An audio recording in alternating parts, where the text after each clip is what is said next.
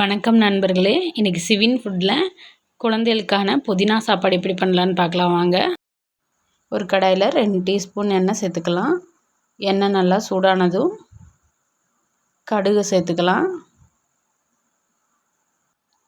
கடுகு நல்லா பொரிஞ்சதும் வெங்காயம் சேர்த்துக்கலாம். ஒரு தடவை நல்லா வதக்கி விட்டுக்கலாம். வெங்காயம் வதங்கினதுக்கப்புறமா அது கூட கொஞ்சமாக இஞ்சி பூண்டு பேஸ்ட்டு சேர்த்துக்கலாம்.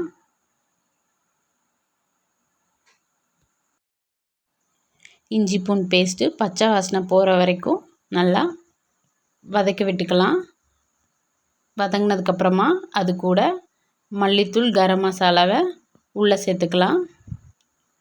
அதை ஒரு தடவை கலந்து விட்டுக்கலாம். புதினாவை பேஸ்ட் பண்ணி எடுத்துக்கலாம். பேஸ்ட் பண்ண புதினாவை உள்ளே சேர்த்துக்கலாம்.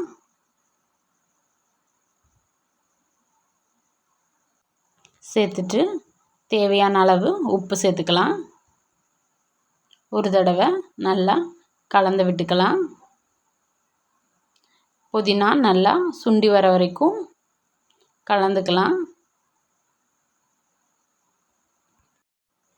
சேர்த்த புதினா பேஸ்ட்டு இந்தளவுக்கு வரைக்கும் நல்லா சுண்ட விட்டுக்கலாம்.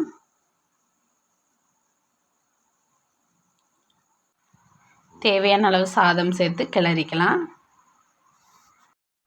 குழந்தைகளுக்கான சிம்பிளாக புதினா சாதம் ரெடி.